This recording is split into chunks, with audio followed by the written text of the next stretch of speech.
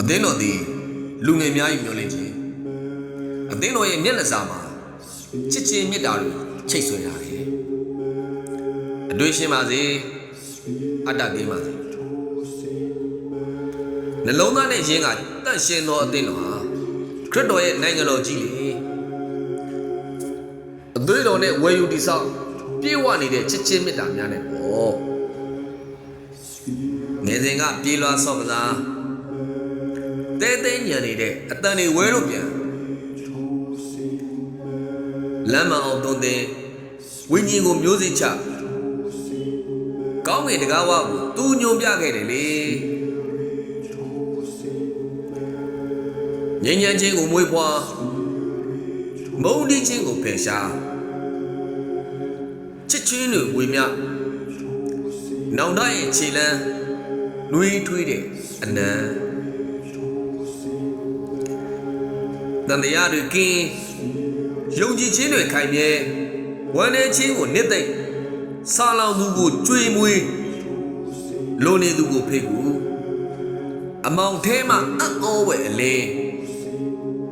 အသင်းတော်သည်လူငယ်များ၏မျှော်လင့်ခြင်းငါတို့ဘဝရဲ့အစငါတို့ဘဝရဲ့အဆုံးတူရှိနေတယ်ဆုံးမြုပ်ချိန်သူ့လက်စုံနဲ့ဆုပ်ကင်ထားတယ်ဝမ်းနေနေချိန်သူမျက်ရည်ကျနေတယ်ဝမ်းမြောက်ချိန်သူပီတိတွေနဲ့ပေါ့ဘဝရဲ့ဒုက္ခဆင်းရဲနာကျင်မှုတွေနဲ့ကြရှုံးခြင်း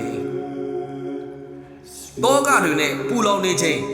သူ့လေဒူးထောက်ဆုတောင်းခြင်းလက်နက်ကိုကန်ဆောင်လို့အောင်မြင်ခြင်းတဲ့ဘုကိုငါတို့ဆောင်ဖို့